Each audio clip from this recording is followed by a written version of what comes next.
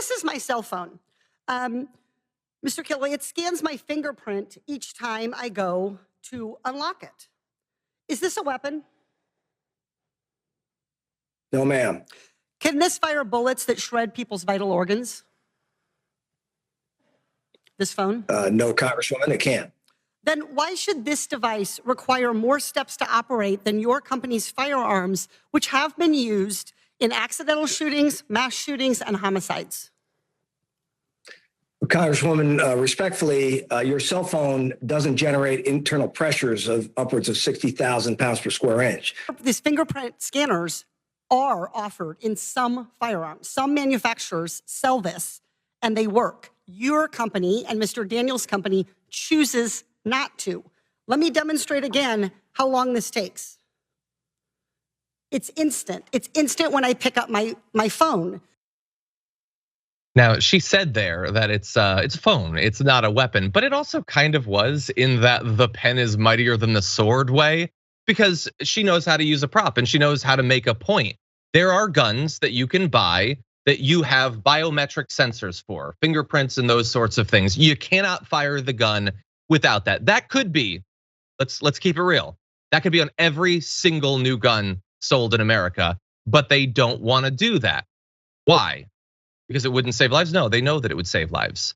They've put that on one side of the scale, and on the other side is some extremist gun nuts have been convinced that doing that sort of check is big government, that it's part of, they're gonna be able to confiscate your guns or shut them all down remotely or something. It's insane conspiratorial stuff, but they believe it because they heard Rush Limbaugh say it once or Alex Jones. And so for that reason, because they think that if they put that on their guns, they might not sell quite as many of them, they will leave these guns able to be fired by random people. And we didn't have time to fit on the rundown today. A family in Indiana had an unimaginable situation. They had taken their, I believe, 6-year-old, you can check the facts, I don't have the story in front of me right now, to a firing range. They come back, the kids are there, 6-year-old, 5-year-old, and one of them takes the gun and shoots the other. That didn't have to happen for a lot of different reasons. There are a million different ways that could have been stopped from happening, but this sort of system would have stopped it from happening. But we can't have this because that might cut into gun sales. And now you have a family that is broken, that is experiencing unimaginable anguish right now. And it could have been averted, but guys like that you saw, they're not interested in doing that because they're more interested in maintaining their current level of profits. I wasn't even aware of that Indiana story. That is heartbreaking. Happens all the time. Yeah.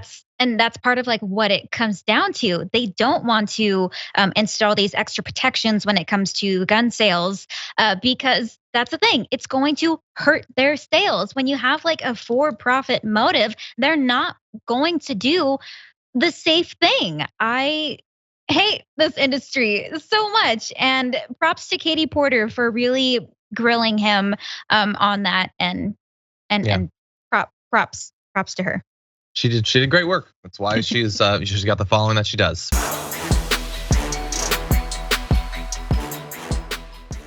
Check out the Damage Report podcast each day, wherever you get your podcasts, whether Pocket Casts or Stitcher or iTunes.